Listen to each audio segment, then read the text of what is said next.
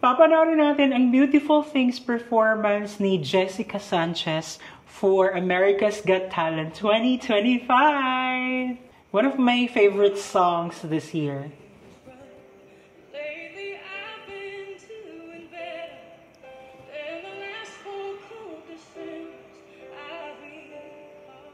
Grabe. Like, I must say na yung first line na yon, yung feeling na it's very ethereal. Sa akin, very, alam mo yung buto na pinakuluan? Nuot na nuot yung, nanunuot yung boses. Naluto ba? Parang hanggang kilig to the bones.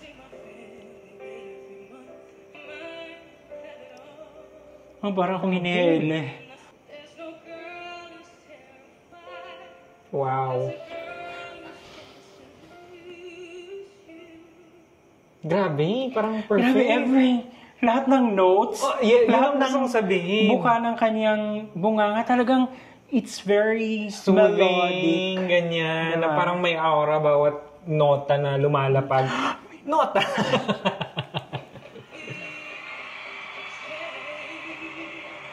I want you, I need you, oh God.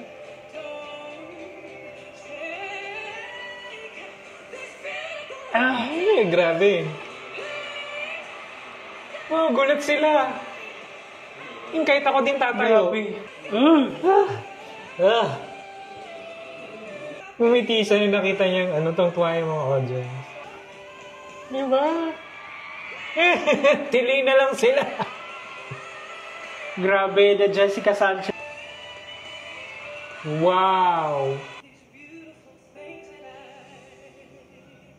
Ang feeling ko kasi habang pinapanood ko siya, initially, parang it's like a prayer. Para siyang nananalangin, nagpapasalamat kay Lord na please don't take these beautiful things in my life. Na ramdam ko yun. Parang like may mga beautiful things sa life natin na it may be simple, pero para sa atin, sobrang tinitreasure natin. And nakakaiyak yun. Yung parang, di ba, like, na-feel ko yun.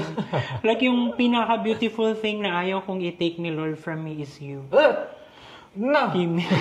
Napaka-heartfelt nung performance niya. Tapos, parang very, very personal. It's like telling her story talaga. And, ang dami kasi nag-root sa kanya rooting for her. Yung paghihintay sa kanya for how many years is really worth it.